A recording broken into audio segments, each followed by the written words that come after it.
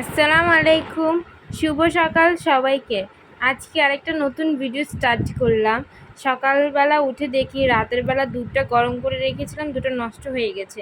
তো সেই নষ্ট দুধকে না ফেলে দুধের মধ্যে লেবু দিয়ে দুধটাকে ফেটিয়ে ছানা তৈরি করলাম। এই তো সেই ছানার লোক। আপনারাও চাইলে এইভাবে ফাটা দুধ দিয়ে ছানা তৈরি করে খেতে পারেন, খেতে অনেক টেস্টি হয়।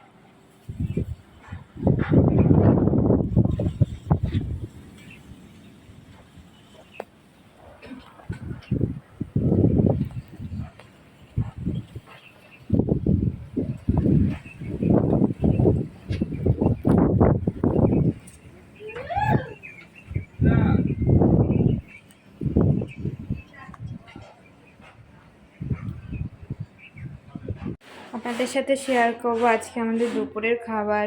এখানে রাখা হয়েছে রাইস কুকারে রান্না করা ভাত, এখানে রান্না করা হয়েছে কলমি শাক ভাজা, আর এখানে ইলিশ মাছ দিয়ে কচুর ছড়া রান্না করা হয়েছে। এই যে ইলিশ মাছ, আমাদের দেশি ইলিশ, পদ্মা নদীর ইলিশ, আব্বু নিয়ে আসছিল, খুব সুন্দর লাগছে। এই হচ্ছে আমাদের আজকে দুপুরের খাবার। এখন আপনাদের সাথে শেয়ার করব আমাদের রাতের খাবার। আজকে রাতের বেলা মাছের কাবাব বানানো হবে, তাই মাছগুলোকে লবণ দিয়ে সিদ্ধ করা হয়েছে। আমরা সাধারণত তরকারিতে মাছ দিলে খেতে চাই না, ভালো লাগে না, কেমন জানি একটা, কিন্তু মাছের কাবাব করে দিলে খুব ভাল লাগে। তো যারা মাছ পছন্দ করে না, এইভাবে মাছের কাবাব করে খেতে পারেন, খুব মজা লাগে। আজকে রাতে আমাদের দুপুরেরও তরকারিটা আসছে, যে ইলিশ মাছের তরকারি যেটা দেখিয়েছিলাম, সাথে মাছের কাবাবও তৈরি করব। তো আপনাদের সাথে সেগুলো শেয়ার করব। এখন আমাদের রাতের খাবার। এই যে এখানে রাইস কুকারে রান্না করে রাখা ভাত আছে, এখানে আছে যে মাছের কাবাব যেটা বানিয়েছে, দেখুন কত সুস্বাদু হয়েছে দেখতে। এখানে আছে শাক ভাজি দুপুরে,